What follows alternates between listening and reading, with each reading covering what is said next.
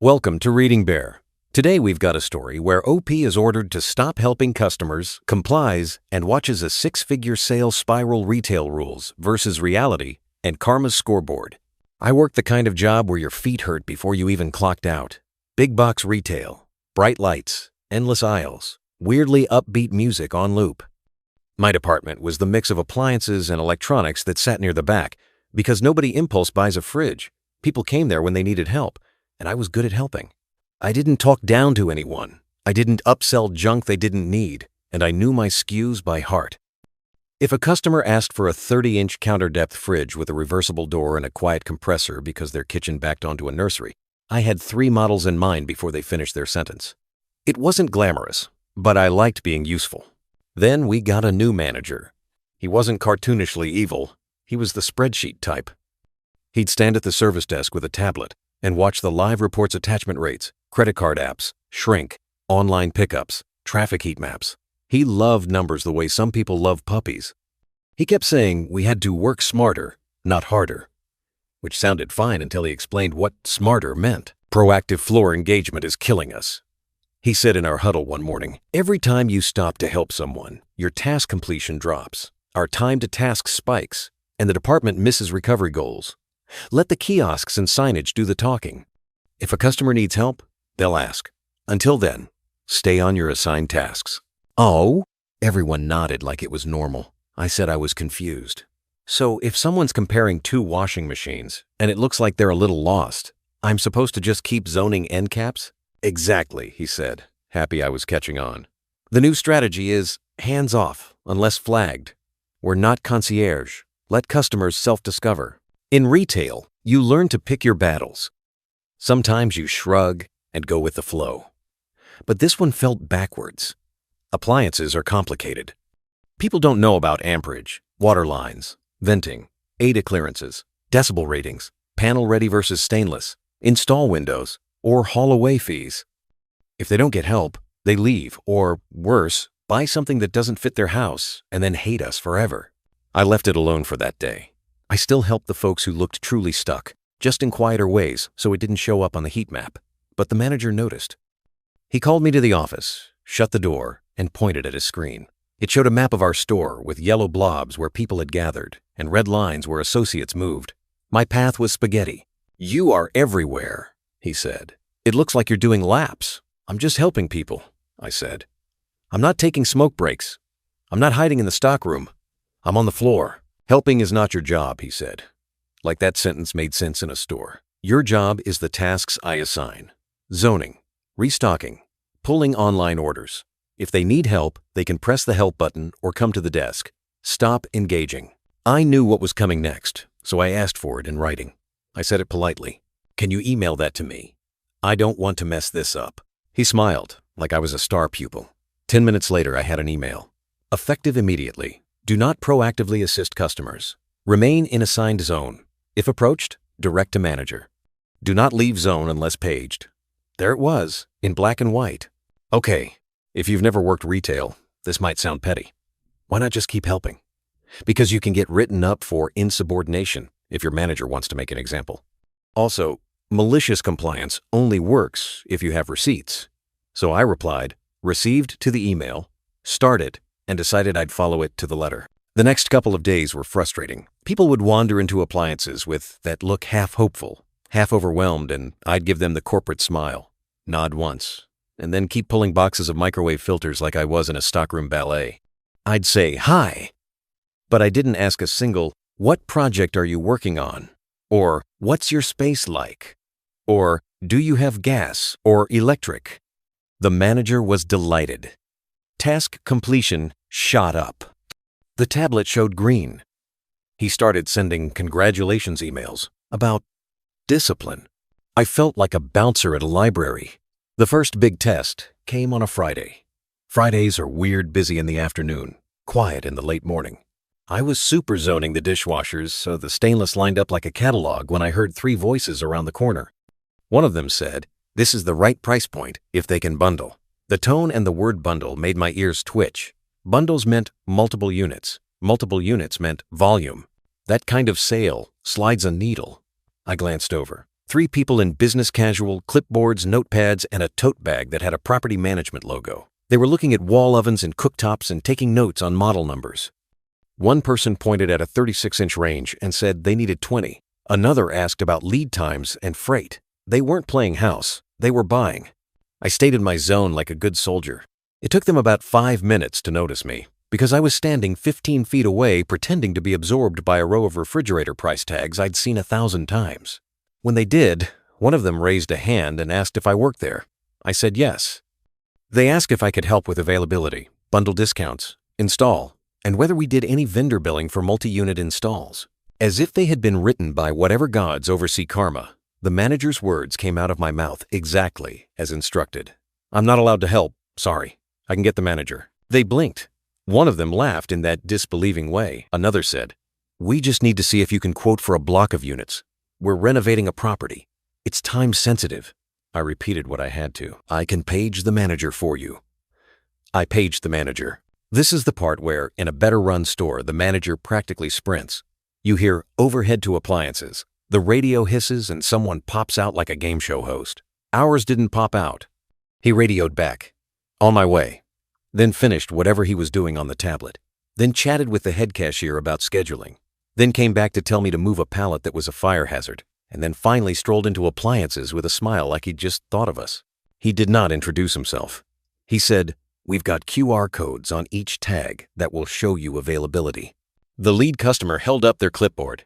We're buying 30 refrigerators, 30 ranges, 30 microwaves. Renovation is in phases. We need a vendor who can give a single point of contact and coordinate deliveries. If you can quote and hold inventory, we'll do the whole order here. We've bought from you before. Is there a volume discount and can you bill us on a PO? Manager said, we don't really do POs in store. You can submit a request online. They asked, can you at least get us a consolidated quote so we can submit it to the owner today? We also want to add TVs for the lounges and a stack of washers and dryers for laundry rooms. If you can do this, we'll need someone next week to do a site walk. Manager said, I'm spread thin. You can email the main inbox. It may take a while. They started swapping looks that said we were losing them. One of them glanced at me. I looked at the floor. Another asked about lead times again. The manager told them to scan another QR code. If you've ever watched a balloon deflate in slow motion, you know that feeling. Their posture changed. Their pens went slack. The lead said they had a tight timeline. The manager shrugged. They thanked us and left. Start to exit took less than 3 minutes. I watched them walk out the sliding doors and angle across the parking lot. They didn't get in a car. They walked next door to our direct competitor. I said nothing because I was not allowed to help. I went back to my zone. I faced up a row of shampoo someone had left on top of a dishwasher to keep my hands busy because my brain was screaming. About an hour later, the manager came back through our department. He was pleased with himself in that way that made you want to open a rental forklift and park it over his foot.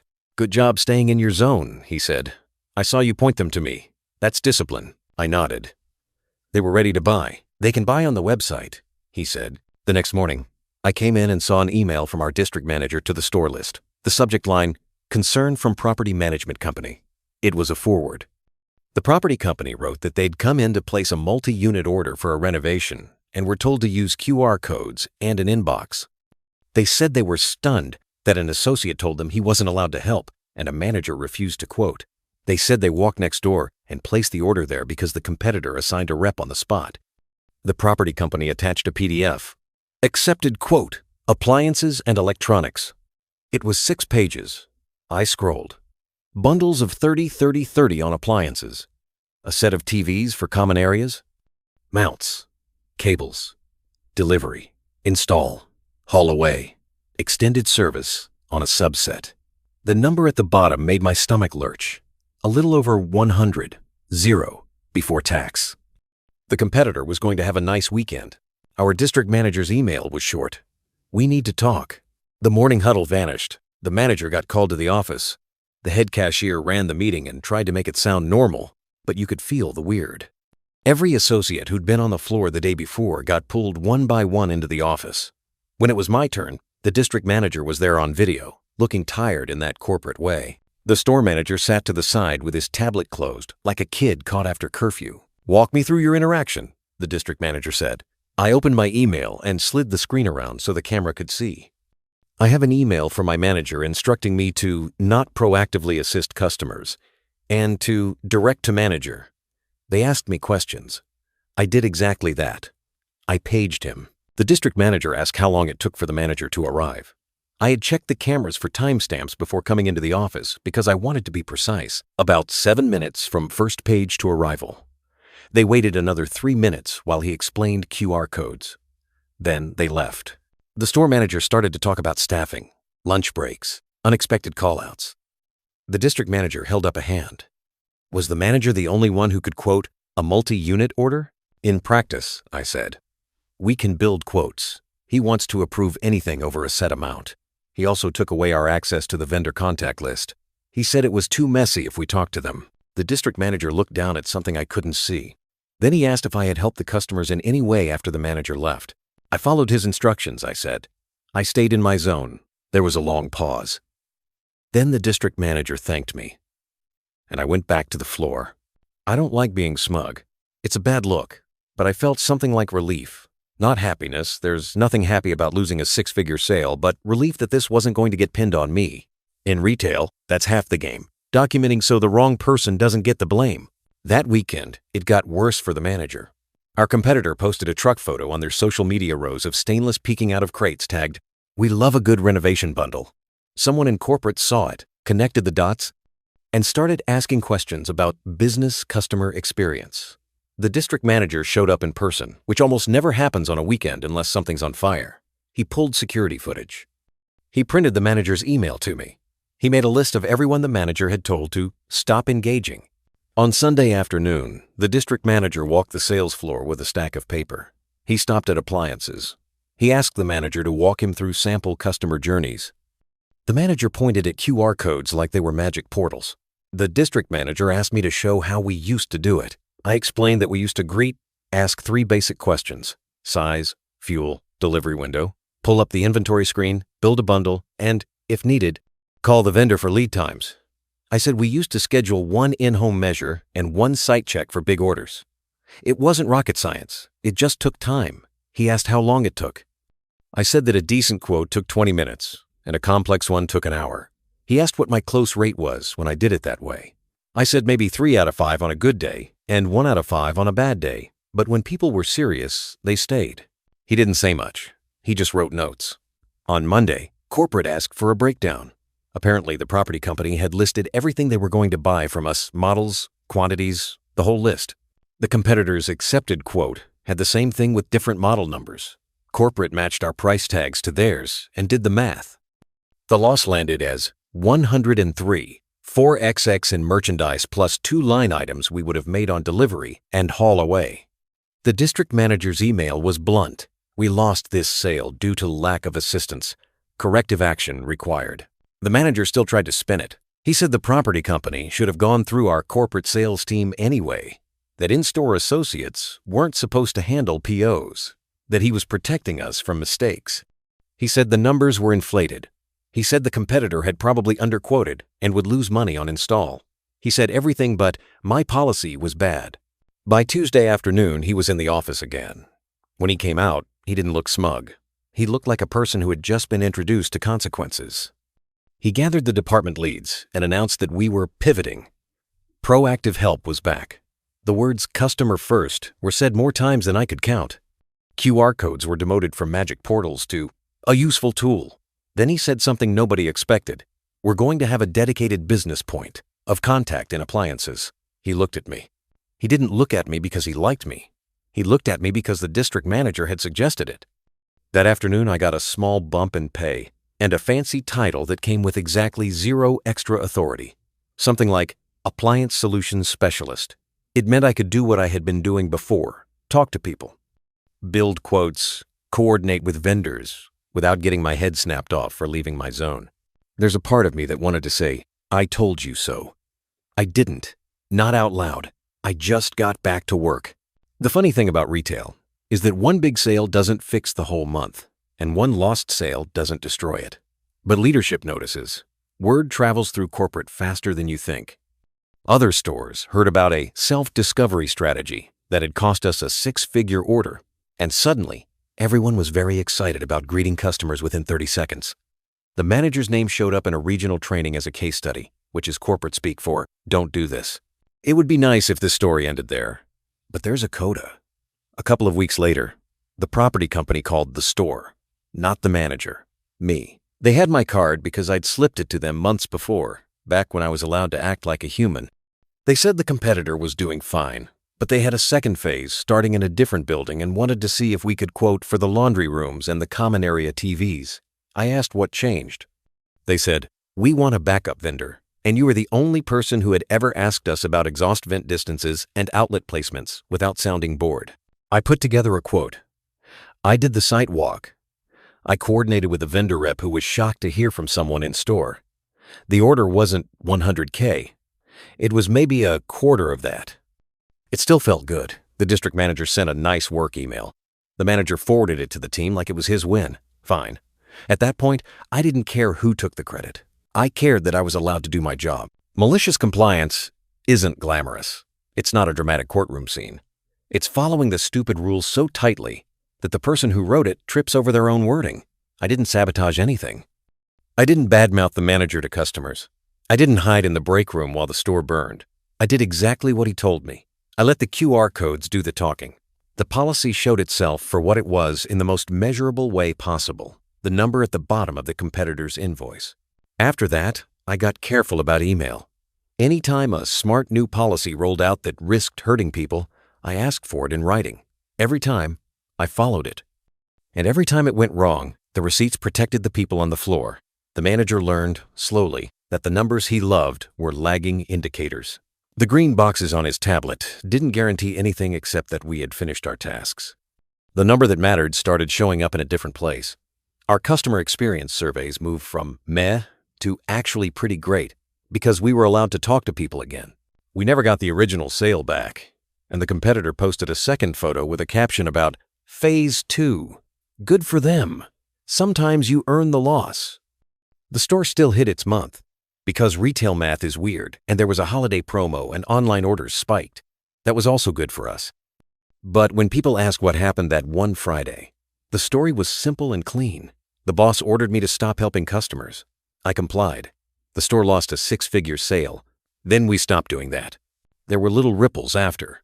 Corporate sent someone to observe our department for a day. They sat at the end of an aisle with a notebook and watched how we greeted, how long we stayed with a customer, how often we asked about delivery windows versus letting people assume. They counted things like smiles, which sounds silly until you realize people feel it when you're not just trying to shove a refrigerator at them. The observer said we were back to basics and meant it as a compliment. Meanwhile, the manager learned to keep his emails short and to avoid phrases like "do not assist." He switched to "prioritize tasks and balance" and "use your judgment." Amazing how that works when someone above you says your name in a French meeting.